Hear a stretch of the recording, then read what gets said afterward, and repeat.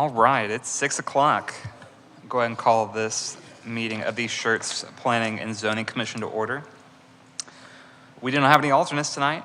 We'll move forward to the hearing of residents. Did anybody sign up to speak? No? All right. We'll move on to the consent agenda. Any comments on the minutes, commissioners? If not, kind of a motion. Make a motion to approve the August 6th minutes. Second. That was a motion by Commissioner McMaster, second by Commissioner Carbone. If no other comments, please record your vote.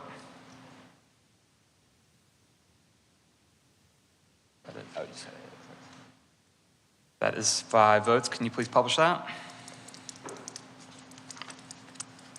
Thank you. Moving forward to public hearing.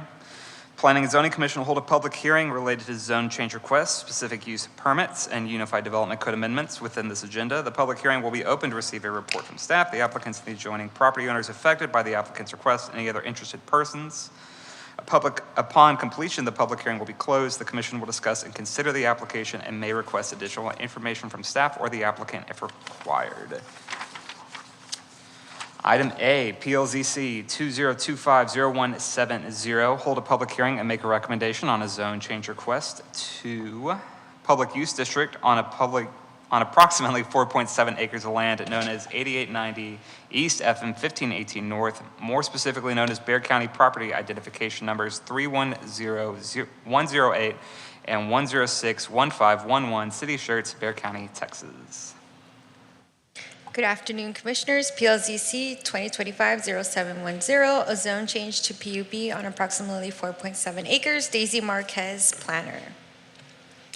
Here's the subject property outlined in yellow. Again, it is approximately 4.7 acres. It's located along FM 1518, and here within this area, you can see the closest intersection of 1518 and Lower Seguin. These are the FM 1518 Aviation Apartments, and this is Crossvine over here to the left. It is currently not within city limits, but on August 19th, a resolution 25R12 was approved by City Council to accept the petition to annex these properties into the City of Schertz, and the ordinance for annexation is tentatively scheduled for the October 2025 City Council meeting. So again, the current property is currently not within city limits. It has a residence and it is undeveloped, closer to FM 1518. To the north is ETJ and then the PDD for the FM 1518 apartments.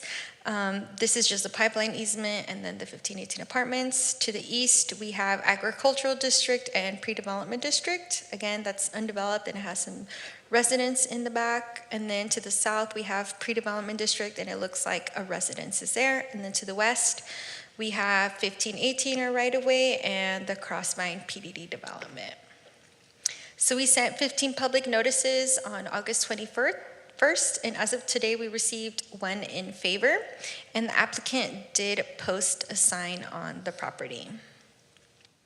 So again, when looking at zone changes, staff evaluates the criteria listed in 2154D of our UDC. And again, 1, whether the proposed zone change implements the policies of the adopted comprehensive land plan or any other applicable adopted plans. So the comp plan has this area designated as local corridor, as you can see in this image here. It's meant for locally oriented commercial, located on medium to high collector roads, retail, small scale, mixed use, multifamily and residential, compatible in scale and intensity with what is in the existing local neighborhood. So the proposed public use district is meant to provide services to the local community. So the proposed public use district does meet the intent of the local corridor land use designation by providing services to the local community. 2, whether the proposed zone change promotes the health, safety, and general welfare of the city. So the comprehensive plan specifically stipulates that public uses are appropriate to be located within all land use categories. And as you can see here from this list that is not exhausted of uses allowed within the public use district, it includes things like municipal uses, a post office, a school, a public athletic stadium. And the applicant to submit a TI determination form And our engineering department did review it and saw that peak vehicle trips on Sunday when normal traffic is light is normal for this type of development. And they came to the conclusion that no adverse impact on the transportation system by the proposed zone change would be happening. And then again, the permitted uses within PUB and the site design requirements are there to promote health, safety, and general welfare of the community, so protecting those surrounding uses. 3, whether the uses permitted by the proposed change will be consistent and appropriate with the existing uses in the immediate area. Again and again, we have heard that there are many supporting uses in the southern area of Schertz. So again, a public use district limits the uses that are permitted to things that are more locally oriented to serve the community. Again, things like civic convention center, places of worship, municipal uses. 4, whether other factors are deemed relevant and important in consideration of the amendment. So staff has ensured the proposed zone change meets all the UDC requirements, and fire, EMS, and police were notified of the zone change and did not provide specific objections to the zone change. So due to the proposed zone change to public use district being compatible with the comprehensive land use plan, future land use map, and the existing uses in the immediate area, staff is recommending approval of PLZC 2025-0170. And then the applicant is here just to support the zone change. All right, thank you, Daisy. Does the applicant want to say anything? Yeah, do you want to come up and say anything, or are you good? Okay. All right, well, this is a public hearing. I'll go ahead and open up the floor. It is 6:06. If anyone wants to address the commission on this particular item, yeah, come on up.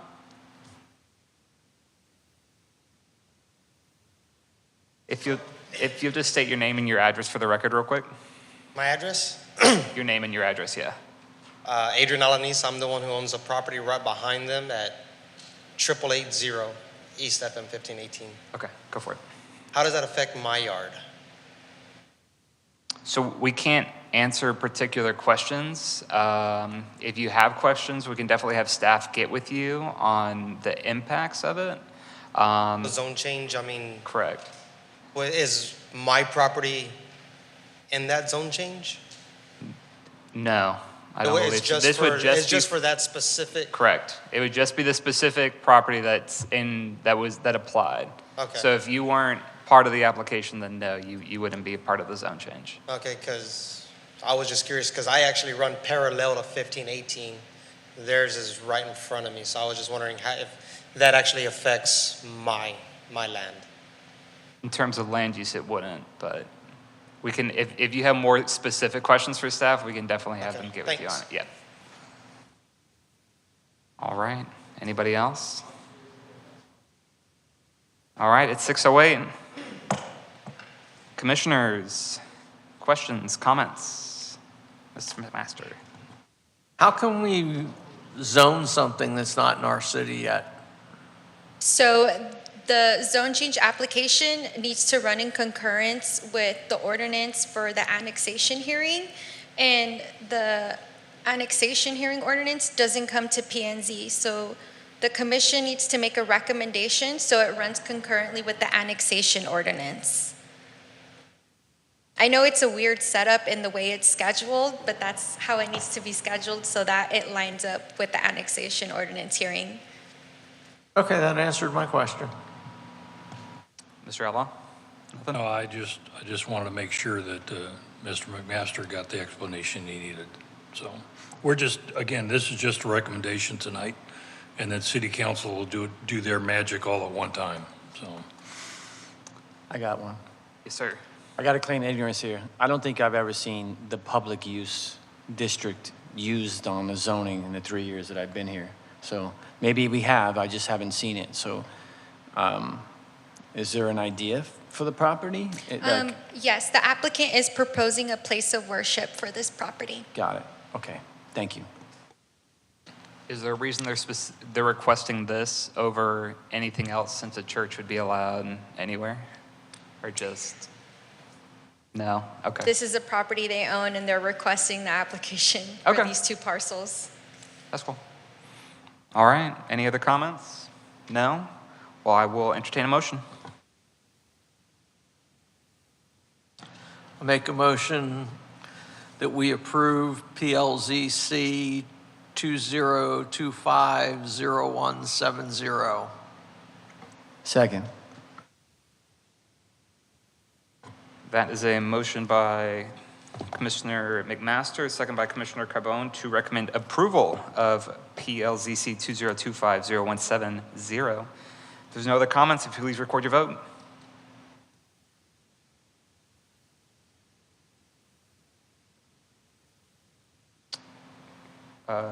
John.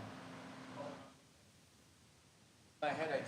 No, you're good. That's 5 votes. Can we please publish that? That will move forward to City Council with a recommendation for approval. All right, moving forward. PLCPA 2025-0165, consider and make a recommendation on a request to amend the comprehensive land use plan future land use map from complete neighborhood and regional corridor to industrial hub on approximately 96 acres of land known as 10661 IH10 East, more specifically known as Bexar County Property Identification Number 619206, City of Schertz, Bexar County, Texas.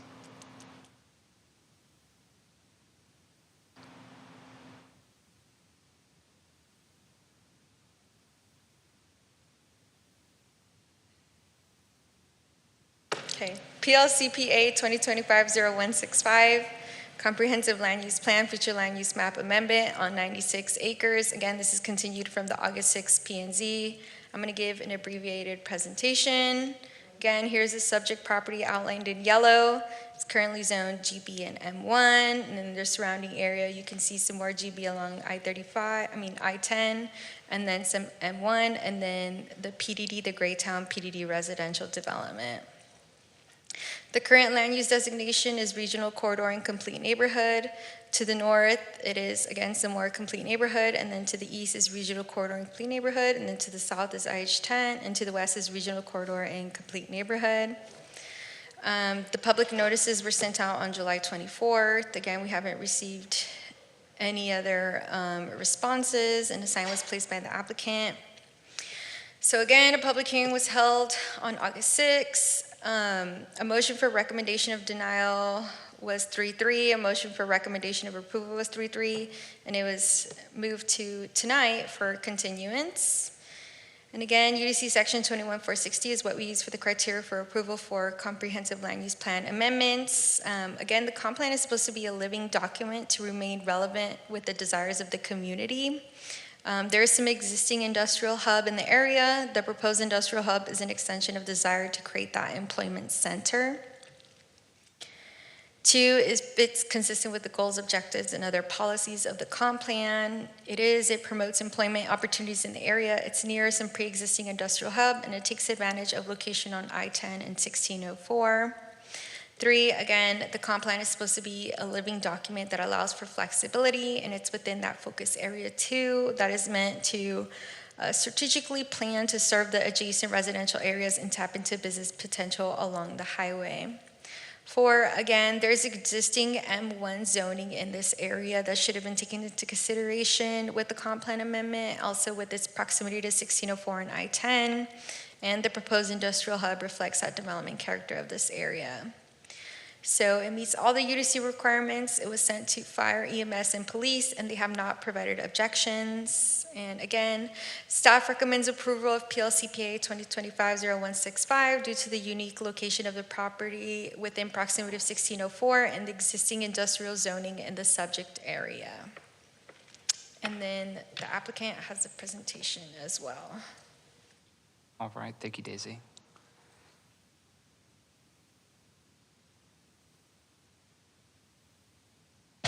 Hi, good evening, Commissioners. Ashley Fairmont, 10101 Reunion Place. I thought there may be different commissioners here tonight, so I did provide a presentation, but I won't go through the whole thing for you all again.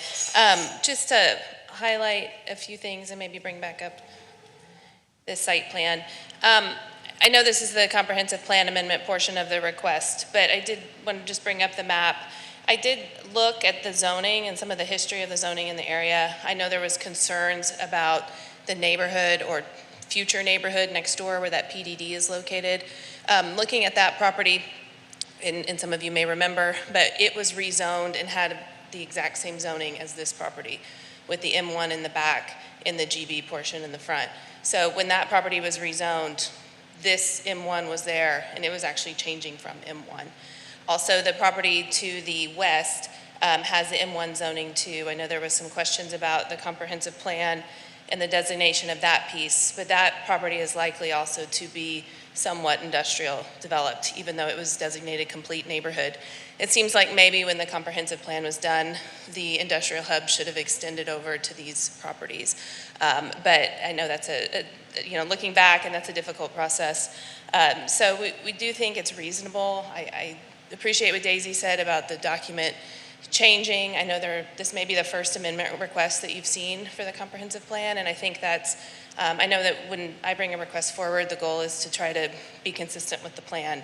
But this is a situation where we actually think that rezoning the back and taking it down from the M1 to the PDD with GB2, restricted GB2 uses, is a better fit for the back portion of that property, and that triggers the need for the plan amendment. So again, here's the site plan. On the page north of the plan, that's the dedication for the city's major thoroughfare plan, the roadway. The blue area would be the drainage easement that is locked in as part of the PDD, where it cannot be developed, providing that buffer for the residential. That is about 68 acres or so, so quite a bit of property. And then the developable portion is 28 acres, and it would be the GB2 uses with the restrictions as well. And the goal would be to do the A1 and A2 buildings you see first, which are a bit more retail service focused on those pieces, and then the larger buildings for the warehousing and distribution would be a second phase. More zoomed in. Here it is. Just running through it again. Happy to answer any questions. I hope you will consider the plan amendment so we can get to the zoning tonight. Thank you. All right, thank you, Ashley. This is not a public hearing, so we will go ahead and move into commissioner questions, comments. Mr. Outlaw. Well, thank you. I might as well jump in here right off the bat. I haven't changed my mind. We spent a lot of money on this comprehensive plan, and it seems like every time a developer comes around and says, well, you know, that doesn't really fit what I want to do, we jump out here and we make an amendment. The other problem I have with this is consistency. 3-4 months ago, on the other end of I-10, down near Trainer Hill Road, we had a small parcel come in that they asked to rezone it so they could do something similar to this, but on a smaller scale. This commission recommended disapproval, and city council denied it. So, you know, in my mind, I don't see anything special about this request. Why we should approve this one while at the same time the other one was denied. Oh, and the other thing, you probably shouldn't have shown me those pictures, because there's one of them that I see 18-wheelers backed up to the front of these buildings facing I-10, and that's not supposed to be allowed, correct? No, you know, that's a rhetorical question. You don't have to answer it. Okay. So anyway, I just don't understand why we spend all the time and money to come up with a comprehensive plan, and then at the drop of the hat, we'll recommend a change to it. Thank you. Thank you, sir. Anybody else? Commissioner Hughes. Also, looking at this plan, there is a sliver of land to the west of it that is basically going to turn into be an unusable area that we can't have. We already have an industrial hub out there, so we're having a disjointed industrial that's going to lose our potential for more retail on I-10. We're already surrounded on 35 by industrial.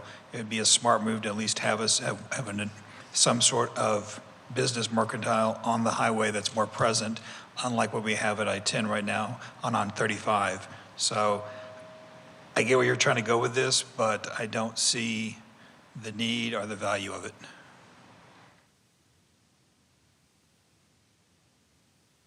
Is there anybody else? Well, I'm going to add a couple things right at the end. The value we get out of the easement that's being granted and the right-of-way dedication, and I mean, really outweighs because if you built this out as a full retail all the way to the buffer of the neighborhood, I mean, the buffer you're getting here with this development really is, I don't want to say unheard of, but I mean, is really generous to residents that are going to be butting up to this. You know, staff's comment that it's along I-10 near 1604. It is a major intersection. I see the benefits of this. Daisy, correct me if I'm wrong, but if someone wanted to develop this, they would realistically have to do a plan amendment anyway, because it's split between two categories. No, they wouldn't. They would have the right to development per the zoning that's there by right now. So if they wanted to just do M1 and GB, then they'd be Correct. able to do it by right. I know, but like on the full site, so like, because it's right now has two land use categories, correct? Mm-hmm. So if someone wanted to do a development like not necessarily like this, but between two different land use categories, if they wanted to make it the same thing, they'd still have to do a plan amendment. So correct me if I'm going the right direction, but if they were trying to come in with the zone change without a comp plan amendment, it would not be supported by the comp plan as it currently stands. Correct, so they would need to do a plan amendment. So they have to do the plan amendment to develop it. Correct. So, I mean, I understand Commissioner Allow's point as well, that we did it, but we have a plan amendment process for a reason. They would, realistically, someone, if they wanted to develop the full site, would probably have to do a plan amendment regardless, because it's there's two land use categories. It's regional corridor and what was the other one? Complete neighborhood? Complete neighborhood. Yeah, so if you wanted to do something that was allowed in one and not in the other, you would still have to do a plan amendment, right? If they wanted to just do the zoning that's there by right, they do not need to do a plan amendment. Okay, but potentially someone would still have to do a plan amendment. Yes, if they wanted to do all of it, Okay, GB2 or M1. okay. Well, I just want to explain real quickly, and the difference is this particular use is not in compliance with the land use plan. If somebody came in and wanted to build a shopping center, you know, again, depending, I don't know all the nuances, but that's a use that would be compliant with the land use plan. So it's not that any development out there would require an amendment. It's whether or not what they want to do is compatible with the land plan. That's where I'm coming from. And so to me, you know, it's not the same thing. It just depends on what somebody wanted to do out there, whether or not they need to amend the plan. Okay? Ashley, did you have something? So just to address, so this zoning has been in place for a long time, and then the plan came after. So like I mentioned last meeting, my client has owned this property for 20 plus years and always intended to do some sort of industrial zoning or development. And that's what the back portion is zoned. So as Daisy was saying, we could come in now, or they could come in now and develop the back portion as industrial. So we thought it was reasonable to try to rezone and downzone that piece. And with the PDD, we can lock in the drainage area and restrict the uses and provide something that is more of a transition from that PDD to the Core 5. And so that was the goal. We could leave the back portion in one and just leave it as zoned and not have to change the plan on that back piece. And then the front portion, the regional corridor, we are asking for GB2 uses. Some of the uses are GB, just regular GB uses, with the plan being, you know, again, more service and some retail in those front buildings. So we don't want them in the plan, but we think the zoning is a better result for the adjacent neighbor, is a better result in downzoning the M1, and unfortunately that takes a plan amendment. So. I got some. Yeah, Commissioner Carbone. Could you go back 2 slides? Thank you. Sure. I don't have a question, I just have a statement.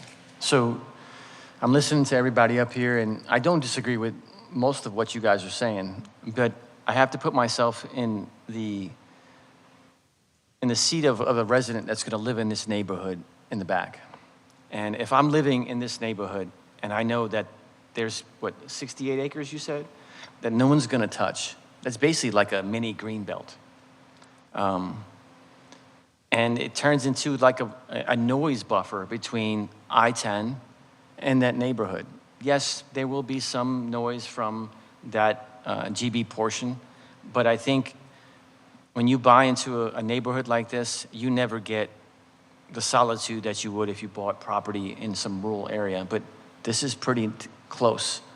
At the same time, it's a flood area, and so knowing that that's a flood area and they're not putting concrete on top of it, it's going to be able to absorb when it rains like it does around here, like it's supposed to. And that neighborhood may not suffer some flooding because they left it undisturbed. So I kind of appreciate them actually just leaving it alone and allowing us future easement for a road that is eventually going to connect that neighborhood to something else. You never get everything you want, and I understand that we spend a lot of money on a plan, but you know, like Mike Tyson said, everyone's got a plan until you get punched in the face, right? And so right now, I think we're not getting punched in the face. We know the punch is coming, and we're allowing to get out of the way. And she's allowing us to get it out of the way by giving us that 68 acres to basically say, peace and quiet back here. I appreciate what the developer is doing in this instance, and you have my yes vote. Anybody else? Commissioner Hughes? So with this 68 acres, that can never be developed? It's 100% guaranteed. It will never be touched. So with the PDD that we'll address with the next item, essentially the PDD is set up so whatever is within that 68, almost 69 acres is not allowed to be developed. And we can only do that with the PDD. We can't do that with straight zoning. So we cannot come back ever and make a change and make a variance on it, say in 3 years when we want to develop this again? So they would have to come back through the PDD process and ask for that. And I don't know how staff would support something if that's one of the main reasons why we're supporting the PDD. So it can be changed, so the buffer that's there, there's a potentiality that if this grows, we'll take the next step because we're generating business, and now we have light industrial next to a residential area. That's a potential possibility. If they want to go through the PDD process again and go through the hearing process again, then and Yes. city council allows it, then it could be allowed potentially. Okay, so the 68 acres may or may not occur. That's it. Thank you. I think that the catch-22 with that is they'd have to come through us, and then it'd have to come to city council. And I doubt everyone on staff and everyone on this panel and everyone at city council is going to forget that they basically gave that 68 acres up. And staff is going to do a really good job of annotating that in their briefing. And so I find it hard to believe that they're going to get a yes vote from us and the city council if they try to do that. I could be wrong, but I wouldn't put money on it. Anybody else? All right, just a quick reminder that we need 4 affirmative votes either way for a resolution to pass. So I will open the floor to any motions. I guess since I said give them a yes, I'll say it. I make a recommendation for a yes for CPA 2025-0165 for approval. Second. That is a motion by Commissioner Carbone, second by Commissioner McMaster to recommend approval of PLCPA 2025-0165. There's no other comments. Please record your vote. Can we publish that, please? That motion will move forward with a recommendation for approval. And we will move on now to PLPDD 2025-0164. Consider and make a recommendation on a zone change request from General Business District and Manufacturing Light District M1 to Plan Development District on approximately 96 acres of land known as 10661 IH10 East, more specifically known as Bexar County Property Identification Number 619206, City of Schertz, Bexar County, Texas. Daisy? PLPDD 2025-0164, a proposed 96-acre rezone to Plan Development District. Again, this one is also continued from the August 6 P&Z, Daisy Marquez, planner. Here's the subject property outlined in yellow again. It's approximately 96 acres in total. We sent out public notices on July 24th, and we have not received any responses, and a sign was placed by the applicant. And again, this item was also moved to the September 3rd P&Z for continuance to accompany that comp plan amendment. So here are the existing dimensional requirements for non-residential zoning districts for GB and M1, and then for the proposed base zoning of GB2 for the proposed PDD. And again, just going over that proposed PDD again quickly, they're proposing light industrial development on 96 acres with the base GB2 zoning district. So all the prohibited uses within this PDD include everything that requires an SUP and GB2 zoning, and in addition to that, truck sales, heavy equipment, and trailer manufactured home sales. Some examples of permitted uses within this GB2 base PDD is automobile parking structures, office warehouse distribution, packing, mailing, truck terminal, general manufacturing, industrial use. And again, this is not an exhaustive list of those permitted uses. And please reference our permitted use table in our UDC for that. So the PDD is proposing to give us some enhanced landscaping. Our UDC only requires 2 inches diameter breast height for trees at planting, but they're proposing 3 inches at diameter breast height. So that's a whole 1 whole inch in upsize that they would be providing. And then our current UDC only requires industrial zoning to provide 6 trees per acre, but the applicant is proposing 9 trees per acre, and they are proposing to follow commercial planting requirements. So again, we are getting more landscaping there. And then the 100-year floodplain does encumber a lot of this property, and they are proposing to preserve that.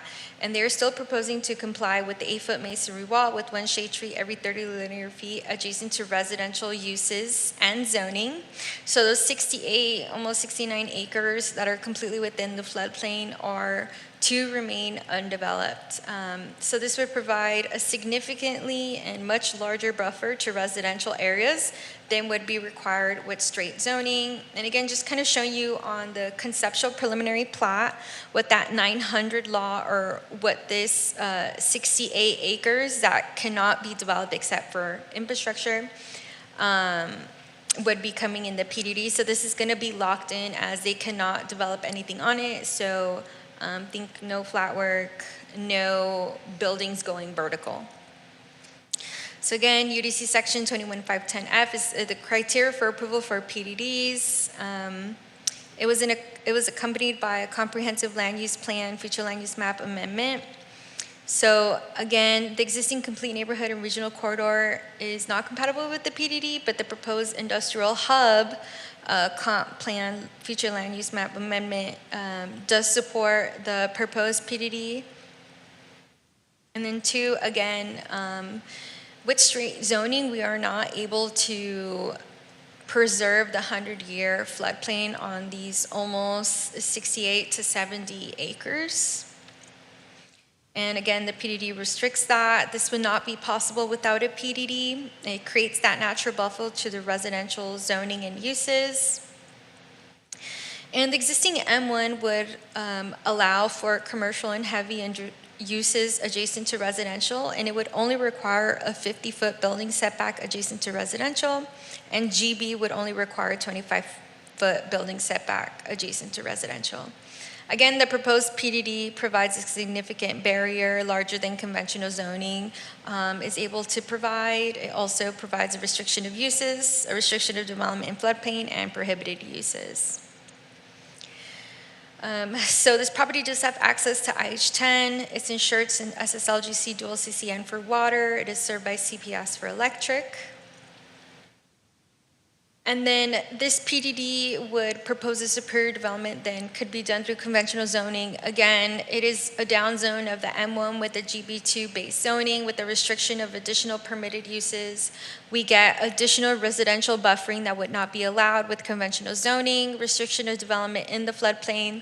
that would not be allowed with conventional zoning and additional landscaping requirements. So ensures appropriate uses, buffering adjacent to residential, and provides increased landscaping. So whether back taxes are owed does not impact the Planning and Zoning Commission recommendation to City Council. And staff has ensured all UDC requirements have been met, and the zoning application was sent to fire, EMS, and police. EMS did indicate that there were existing response time delays on 1518 in Tin Bear County. And PD expressed that individually, the zone change does not have impact, but as a whole, as things keep developing, it might have an impact on PD's response times. So due to the proposed amended future land use map designation to industrial hub, the increased screening to residential uses and restriction of uses allowed in the proposed PDD, and the increase of landscaping requirements, staff recommends approval of PLPDD 2025-0164. And again, this is continued from August 6th. Thank you, Daisy. Ashley, did you have any other? No. Talk too much. Ashley Fairmont. Yeah, no, thank you. You've seen the plan. I appreciate your consideration. Commissioner Hughes, I understand the concerns about could it be changed in the future, and that is not the intent, but things happen. So I understand that. But any zoning can be changed or requested to be changed at any point. So someone could ask for industrial zoning on the other side of that neighborhood. So that's not the plan, but understand the concern. But with this PDD, we can provide the protection that it comes back. And also the trees and wall, let me see if I can, that's an additional buffer that's being provided to that neighborhood. So the road will run along the backside of those homes. And then in between the road and this property will be an 8-foot wall and additional trees planted there too. So happy to answer questions. Thank you. Thank you. Again, this is not an item of public comment, so I'll open it up to the commissioners. Any comments, any questions? Commissioner Carbone? Commissioner Outlaw? I just had, and you mentioned it, where exactly would that wall be? This curiosity question more than anything else. Oh, well, it has to be adjacent to all residential uses and zoning, so all along where it's adjacent to the Graytown residential PDD. Even though, I don't know, what is that floodplain buffer? Couple thousand feet, you still have to build a wall. Okay. They can't just build it around their developed area. They've got to go all the way to the adjacent to the residential. Okay. And I apologize to Mr. Hughes. You know, I'm sure you noticed I changed my mind. I was kind of on the fence, and Chairman Wallace has pointed out a couple of times the benefits from doing this. You know, the preservation of the floodplain and some other things. And again, I think if, well, real quick, I think the property, well, we don't know. I mean, there's still frontage there that somebody could squeeze a retail in there or something, but more likely I would, you know, maybe we end up, somebody puts another industrial and we bridge that whole area. But I think the PDD makes sense if, in fact, we assume that council's going to approve the amendment to the land use plan. Then I think the PD makes a lot of sense. You have something? Okay. All right, well, if there's no other comments, I will entertain a motion. Make a motion to recommend approval of PLPDD 2025-0164.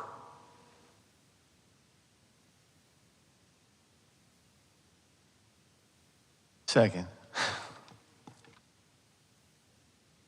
That is a motion to recommend approval by Commissioner McMaster, seconded by Commissioner Carbone, of PLPDD 2025-0164. If there's no other comments, please record your vote. That is 5 votes. Can we please publish that? That will move forward with a recommendation for approval. All right, item 7A. Any requests by commissioners to place items on a future agenda? No? Any announcements? City staff announcements? Oh. Popped up real quick. So I have a bittersweet announcement. This will be my last Planning and Zoning Commission meeting with everyone here. I took a position at a private firm in San Antonio. My last day in the city of Schertz will be the 12th, so I will be moving on. It's been wonderful working with everybody, and staff included. And so yeah, I'll be here for another week. If you want to drop by, say hello. Congratulations. Thank you. Well, thank you, Sam. Congrats. Which firm is it? Do you want to name drop? It's called Able City. Oh, okay. Yeah. Very cool. Yeah. All right. Well, congrats. Good luck. Item 8. Updated information can be found in your packets. It is 6:40. We will call this adjourned.